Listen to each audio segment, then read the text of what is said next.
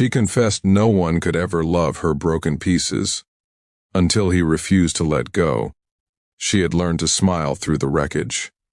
Avery Cole was 31 years old, lived in a neat little apartment in downtown Chicago, and had a calendar full of plans she rarely kept. To anyone looking from the outside, her coworkers at the marketing firm, the barista who knew her order by heart, the neighbors who waved in the hallway, she seemed perfectly fine.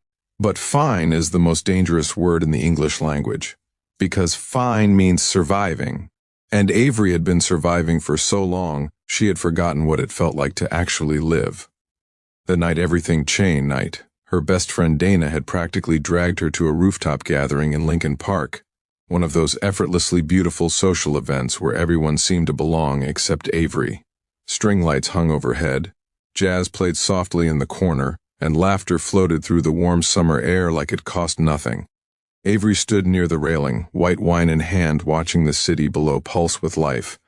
"This is fine," she told herself. "I'm fine." That's when she heard a voice beside her. "You look like someone who'd rather be somewhere else entirely." She turned. He was tall, broad shoulders, dark blue shirt rolled at the sleeves, warm brown eyes that held something steady and unrushed.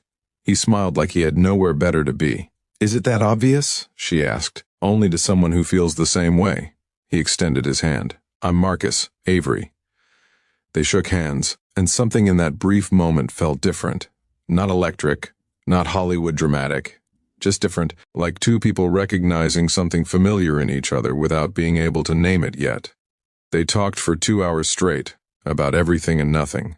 His work as a trauma therapist in Oak Park, her complicated relationship with ambition, the way Chicago winters either broke people or made them fierce, old movies, the specific grief of losing a parent too young, the weird loneliness of being surrounded by people and still feeling invisible. By the time Dana found Avery and raised an eyebrow that said, "Who is this?"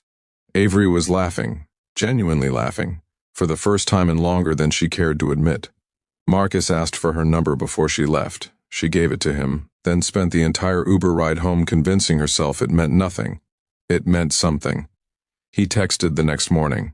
Not something clever or performative, just, "I kept thinking about that thing you said about grief feeling like background noise. That stayed with me." She stared at those words for a full 5 minutes. Most people didn't notice the things Avery said. Most people were too busy waiting for their own turn to talk. They went on their first date the following Tuesday, a low-key Italian place in Wicker Park with checkered tablecloths and candles and wine bottles.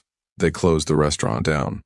The second date was a Sunday at the Art Institute, wandering through galleries and debating what made something worth preserving.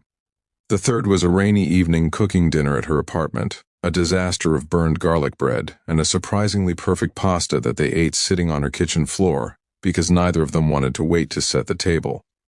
By the fourth week, something was shifting inside Avery, and that's exactly when she started pulling away, because this was the pattern. She knew it. She had lived it enough times to recognize the exact moment it happened, the moment someone got close enough to actually see her, and she detonated the whole thing from the inside before they could. It had happened with Ryan, the architect she dated at 26 who wanted to build a future and found she'd already packed her emotional bags. With Jonah, the kind, patient teacher who told her she was impossible to reach.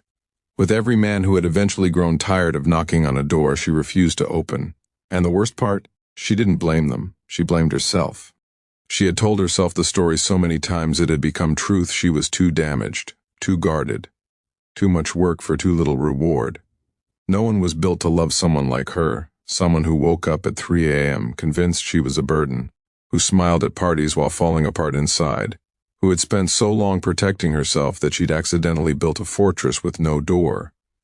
On a quiet Wednesday evening, Marcus came over. He noticed immediately. The way she moved around him with careful distance, the way her answers were shorter, polite, contained. He sat on the couch and looked at her steadily. "Talk to me," he said. Just that. No accusation, no frustration. Avery sat across from him and looked at her hands. "I don't know how to do this," she said quietly. "Do what?" "This." She gestured vaguely at the space between them. I don't know how to let someone in. Every time I try, I ruin it.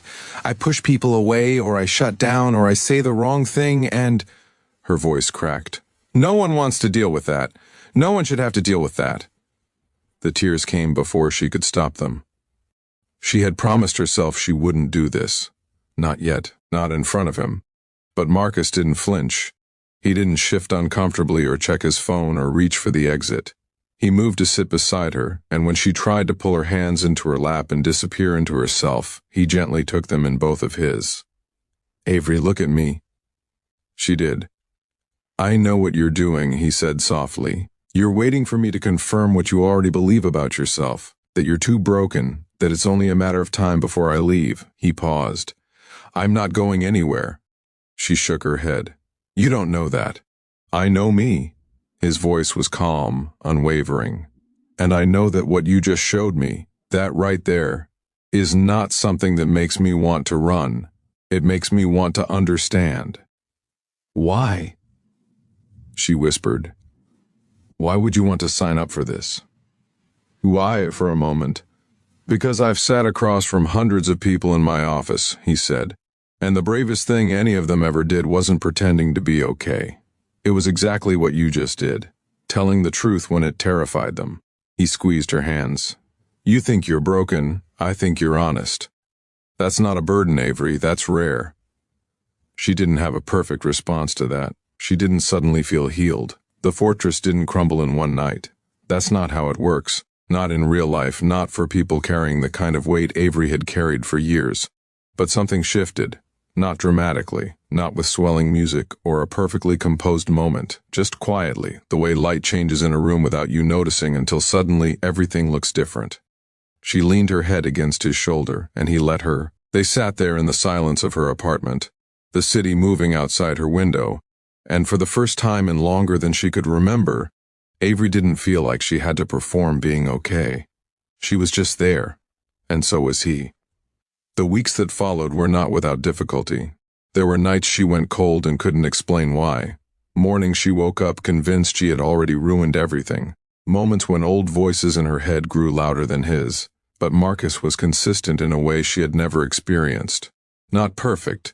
He had his own edges, his own bad days, his own history that made him human and complicated and real. But he showed up. He communicated. When she went quiet, he didn't chase or punish. He simply said, "I'm here when you're ready," and meant it. And slowly she began to believe him. She started therapy, something she had resisted for years, convinced she was too self-aware to need it, which her therapist pointed out was itself a defense mechanism, and Avery laughed because of course it was. She started letting herself take up space, in conversations, in relationships, in her own life. Started noticing when she was shrinking out of old habit and choosing, consciously, to stand a little taller. She started for the first time in a very long time to let herself be known. 6 months after that rooftop party, Marcus and Avery were sitting on the floor of her apartment again. Pizza boxes open, some documentary playing in the background neither of them was really watching. "Can I ask you something?" she said. "Always. That first night, at Dana's thing, why did you walk up to me?" He smiled. "Because you were standing at the railing looking at the city like it had personally disappointed you. And I thought, that's either someone who's given up, or someone who hasn't given up yet, but needs someone to notice the difference. Which was I?" He looked at her. Really looked at her, the way he always did. Like she was worth the time it took to truly see someone. "Someone worth noticing," he said simply. Avery reached over and took his hand. She didn't say anything. She didn't need to. For the girl who had spent 31 years convinced she was too broken to be chosen, too guarded to be loved, too complicated to be worth the effort. Being noticed was everything.